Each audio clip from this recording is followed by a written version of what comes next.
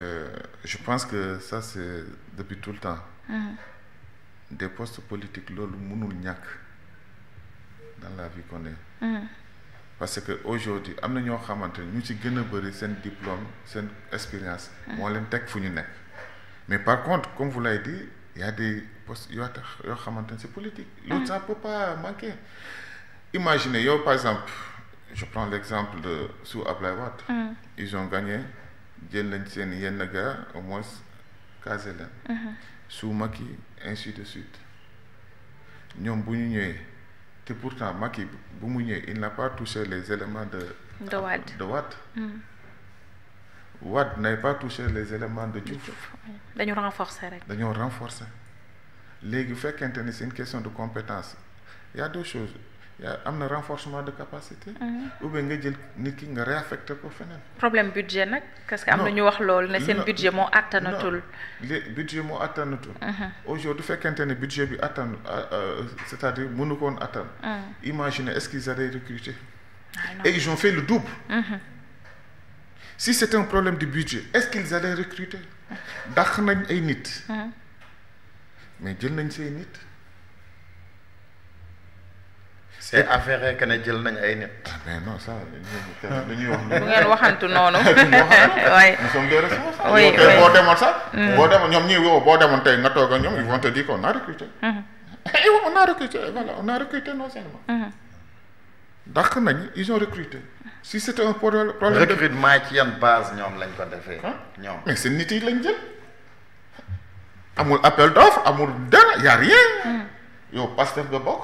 je prends voilà élément. Vous avez vu un ministre qui a dit ici devant tout le monde. damay xool ba xam Pastef la bokk. damay xool de la santé boo bokkul Pastef du ma la jël. donc loolu ñëpp wax na ko fii ñëpp xam nañ ko. et c'est ce qui se passe jusqu'à là. on vous parle. aujourd'hui tey dañuy jël par exemple man gis naa ay structures yoo xamante ni ils ont même triplé. ils ont renvoyé 13 ils sont à 33 recrues. mais imaginez loolu fu ñu ko teg. bu doon problème budget la yow nga dàq 13 personnes. nga dem di recruter 33 personnes. ngay wax problème budget. mais imaginez problème budget amut fenn. dans toutes les structures que ça soit au port la CDC FONGIP FEP ils sont en train de recruter. et massivement même. tey am na ñoo xamante ne c'est-à-dire c'était le cas de CDC. moo xamante ne dañ leen woo. on les appelle. ñu ne ñëw leen. vous signez à prendre ou à laisser.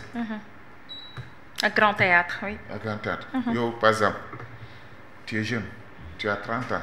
il te reste 30 ans de carrière ñu ñëw on te fait signer pour 1 an est-ce que di nga ko accepter. da nga naan du ma ko nangu parce que du la arranger pour 1 an. oui de salaire. tu prends à prendre ou à laisser. ou à laisser. da ngay jël nga dem ak sa chèque bu 1 an. jëloo ko tu es licencié doo duggati ci boîte bi.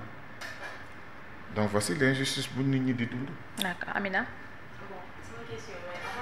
mais parce que dégg naa sànq ne yéen a yoroon kees bi si kanamu Abass Fall.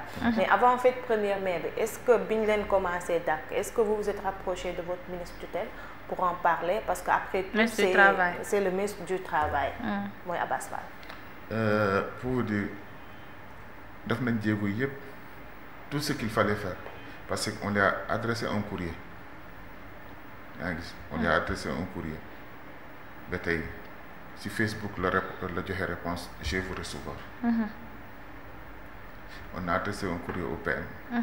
au président de la République aux 165 députés. on les a tous adressé des courriers. au médiateur de la République au président du conseil du dialogue.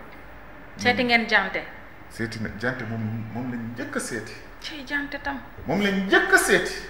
on l'a expliqué on l'a tout parlé. il dit que je vais prendre compte seen métier.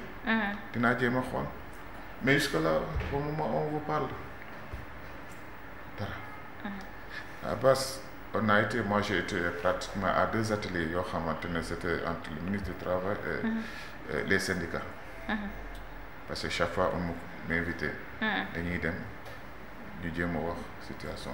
mais toujours syndicats yi dañuy ne nous on va s'en charger moom Abass da doon ne approchez-vous des centrales.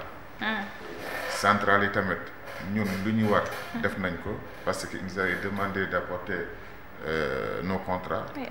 jël nañ contrat yi jébbal nañ ko centrale syndicale. mais jusque là ba tey gisaguñu dara. teewul centrale syndicale yi dem nañ signé. voilà avant ñu dem signé pacte de stabilité sociale bi xanaa nga waxtaanuñu ak yéen. kon dégg li ma lay wax waxtaan nañ plusieurs fois de suite on a même été à des ateliers. boo xamante ne y a eu la présence du ministre du travail. les syndicats bokk nañ mais ñoom décision bu ñu jëloon. la décision qu'ils avaient prise les centrales. du ñu signer tant qu'il y a pas eu réintégration des travailleurs licenciés. mais après dañ ci génn.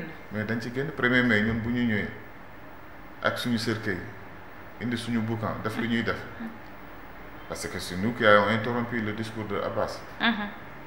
moment boobu gars yi wax nañu mais après Mody Guiro nous a supplié demandé ñaan ñu en tant que tey Pape nangul ko ko. et ils nous ont promis moment boobu mais ñun à notre grande surprise leneen lañ gis parce que bu ñu paree le 1er mai le même jour. qu'ils ont été signé le pacte. et pourtant c'est pas ce qu'ils nous avaient promis dañoo ne woon le pacte on le signera pas tant que y a pas eu d'intégration. mais ñoom après signature est-ce que ñoom Mody Guiro jot ngeen amaat ak ñoom waxtaan.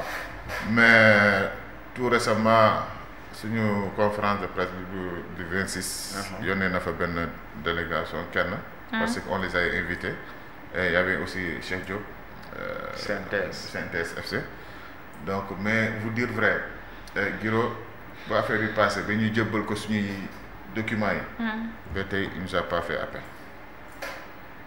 te jëbbal nañ ko tous les contrats nee na nañ leen indil seen contrat. eux ils vont régler le problème. est-ce que parmi vous il y a des militants peut-être de Pastef ou bien des militants yoo xamante ne peut-être ñoom si la ñu bokk mais dàq nañ leen parce que c'est une question d'un internaute ñi nga xam ne dàq nañ leen ñëpp est-ce que ci am na ci ñoo xamante ne sax ñoom peut-être doon nañu xeex pour régime Macky Sall jóge fii xam nga c'est un peu personnel parce que c'est politique parce que kenn ku ci nekk am nga say appréciation ci loolu mais ci wàllum liggéey wàllum politique dañu jàpp ne dañ ko ci dàq parce que ay droit la yu ñu war a respecter kenn ku ci nekk mais on a vu que ñoom li nga xamante ne moom mooy seen xalaat mooy gouverner ensemble direction yi ci bëri tey jii booy yi nga xamante ne ñoo nekkoon aux alentours nekk di leen dimbale di leen jàppale ñoom la ñuy jël mettre leen au devant au profit de ñi nga xamante ne peut-être ñoo fi nekkoon avant. tout à fait mais xam nga y avait des gens yoo xamante ne Pastef lañu bokkoon ndax lañ ne mais bu ñëwee ba xamee ne ñu ne diw Pastef la bokkoon dañ lay xëccaat. dañ laa réintégré. dañ lay jëlaat. si dañ lay jëlaat.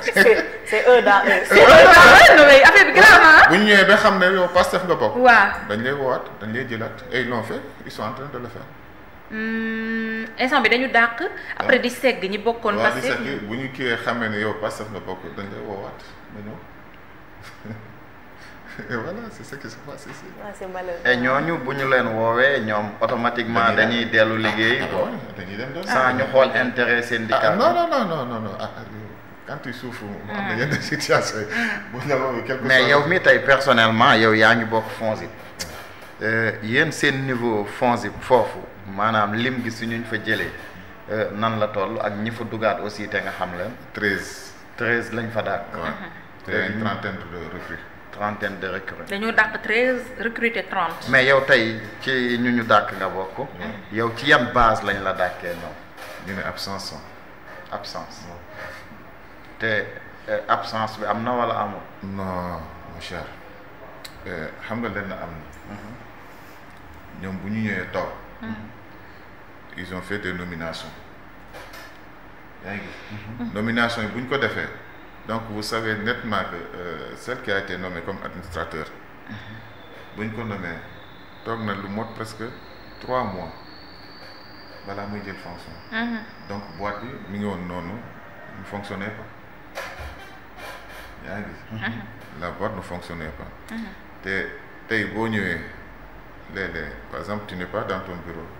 tu es dans les bureaux des collègues autres. yaa ngi gis tey moi c'est ce que je dis je leur défie ils n'ont qu'à parce que ñun tey bu ñu demee l'inspection.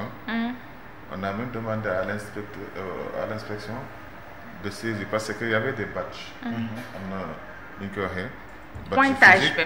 waaw. mais pointage bi wala pointage excusez-moi du terme. pointage bi pointage.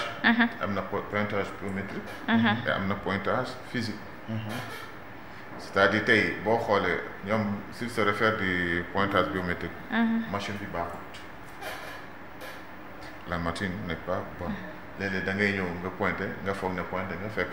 machine du ko jël léeg-léeg kay baa ngi foofu mooy pointage physique.